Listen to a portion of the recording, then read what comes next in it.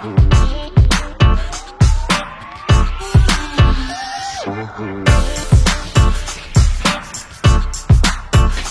l'équipe, c'est Samy pour un Frenchy Sports News, j'espère que vous avez la pêche. Aujourd'hui on se retrouve pour un nouvel épisode de mes 2 cents. Encore une fois c'est une vidéo sur ce qui vient de se passer dans l'actualité. Mon avis à chaud, aujourd'hui on parle du basket universitaire. Qu'est-ce qui se passe aujourd'hui? Le basketball universitaire est en danger. Ils se sont foutus dans la merde. Tout seul, je n'ai aucune empathie. Il y a beaucoup de choses qui tournent en ce moment, donc on peut un peu se perdre sous l'information. On va en parler ensemble. D'abord, on plante le décor. La NCAA, c'est une association de sport amateur. Ils adorent utiliser ces deux termes, association et amateur, pour justifier qu'ils ne payent pas les joueurs. Leur seul moyen de payer les joueurs pour leur service, pour leur jeu, c'est les bourses d'études. Et oui, c'est pas grand chose. Pendant que les coachs peuvent se faire des millions avec leurs contrats, les pubs, la télé, Nike, Under Armour, Adidas et tout ce qui va avec, les joueurs qui sont la base de ce système, ils sont pas payés. Maintenant, qu'est-ce qui se passe aujourd'hui? Pour recruter des joueurs de basketball, c'est assez délicat. Ils font venir les joueurs, ils leur montrent le campus, les nouvelles salles de sport qui coûtent des millions et des millions. Mais légalement, c'est tout ce qu'ils peuvent montrer. Le coach légendaire de Louisville, Rick Pitino, s'est fait arrêter parce qu'il engageait des stripteaseuses pour les visites des joueurs. Aujourd'hui, le FBI rentre dans l'équation. Ils ont sorti un document de plus de 100 pages montrant que plus de 20 universités ont été liées dans une histoire où les joueurs ont été payés. Pendant toute l'année dernière, le FBI a tracé plus de 4000 appels où des universités comme Duke, Kentucky, North Carolina, Michigan State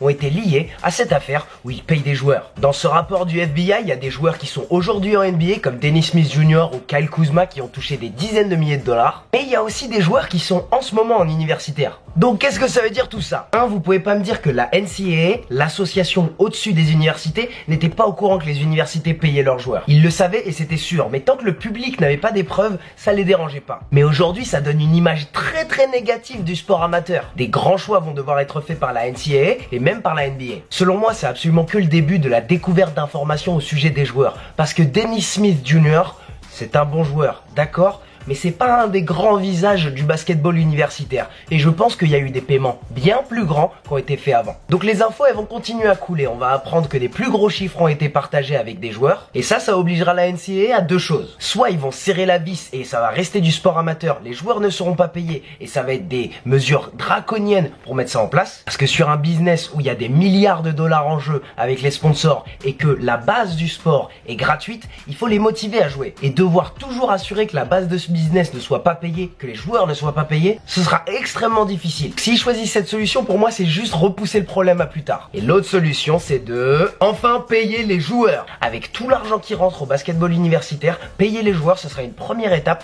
pour rétablir une égalité. Mais, pour moi, c'est encore une fois repousser le problème. Parce qu'à partir du moment où vous mettez en place un système de paiement, il va falloir décider. Est-ce que les joueurs sont tous payés pareil? Est-ce que les joueurs les plus importants qui vont dans les universités les plus importantes sont mieux payés? Et là, il y a de l'inégalité. Pour un sport amateur, c'est pas ce qu'on veut. Et c'est là où la NBA va vouloir rentrer en jeu. Parce que la NBA, ce qu'elle veut absolument pas, c'est que ces nouvelles stars arrive avec une image déjà ternie. Adam Silver, il veut absolument pas que Dennis Smith Jr. arrive et il ait déjà des dossiers sur le dos. La NBA a mis comme règle il y a quelques années que les joueurs sont obligés de passer 1 an en université. Mais avec toutes ces histoires, peut-être qu'ils vont repenser. Gatorade, de la marque de boissons sportives, a mis beaucoup d'argent pour devenir le sponsor de la ligue de développement de basketball. Et la NBA, elle contrôle cette ligue. Les joueurs, ils sont payés dans cette ligue. Donc je peux voir un futur où la NBA en aura marre de gérer tous les cas que l'université apporte et pourrait offrir eux-mêmes aux meilleurs talents qui sortent du lycée un système pour se développer et arriver en NBA. Ces joueurs qui sortent du lycée sont bourrés de talent, valent beaucoup d'argent, ils passeraient directement en G-League, ils seraient payés un salaire bien défini, il n'y aurait rien sous la table, ils seraient développés sous la tutelle de la NBA, ils seraient pas obligés de faire semblant d'aller en cours et surtout ces joueurs en question ils pourraient prendre soin de leur famille parce qu'en général quand ils acceptent de l'argent c'est pour ça. Donc voilà ce qui se passe en ce moment, la NCAA est sous le feu des projecteurs, on se rend compte que ce système est biaisé,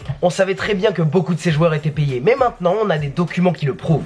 La NBA elle-même aura sûrement son mot à dire. Si la NCAA elle-même ne règle pas ses problèmes, la transition entre le lycée et la Ligue Pro, c'est très rapide. Et je pense que quelqu'un peut trouver une solution. Et mon dernier mot...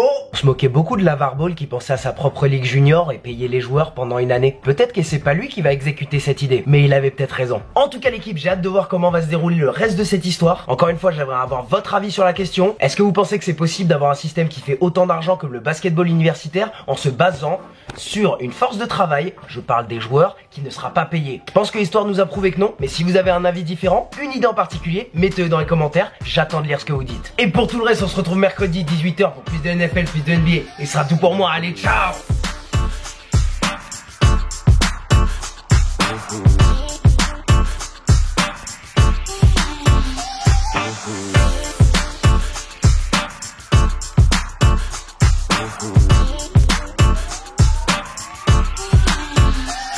Ooh.